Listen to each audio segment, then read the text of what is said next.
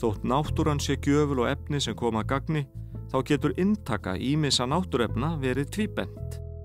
Lyfjum geta fylgt óæskilegar og jafnvel lífshættulegar afleiðingar. Einar Stefán Björnsson, prófessor í læknisfræði, stýrir rannsókn þar sem lifrarskaði af völdum lyfja og náttúruefna er metin. Það er mikilvægt að menn beri virðingu fyrir lyfjum og menn noti eða læknar noti lyf á réttum ábendingum. Það séu góðar ábendingar fyrir allir lyfjanotkun. Það er náttúrulega niðurstaðan því að það er ákveðin áhætta með öllum eins og aukaverkanir lyfja.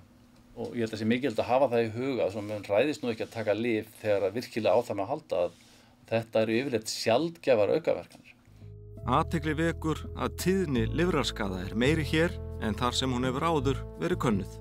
Það er einungis til ein rannsókn í heiminum áður í það sem þetta er byggt á það sem við vitum nefnar og það sem við vitum hvað eru margir einstaklingar og það var í borg í Norður-Frakklandi, 80.000 manna borg og þá var ákveðin tíðni á þessu. Það hefur ekki verið þekkt annars staðar og við gátum fundið þá að það er hærri tíðni hjá okkur.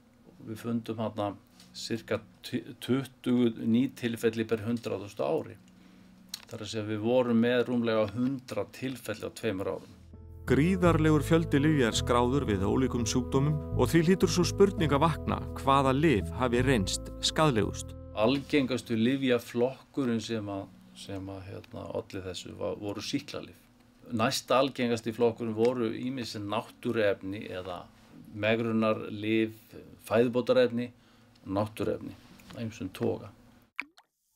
Ýmis fæðubótarefni njóta vinsælda en Einar segir að virkni sumra þeirra sé ekki staðfest með áreiðanlegum rannsóknum.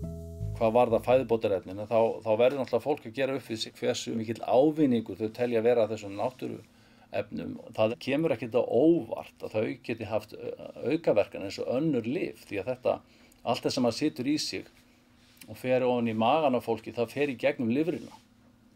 Og þar er þetta reynsað og það eru ýmis virk efni í þessum fæðubótarefnum sem að menn geta einfaldlega haft ofnæmi fyrir eins og við notkun annarra lyfja.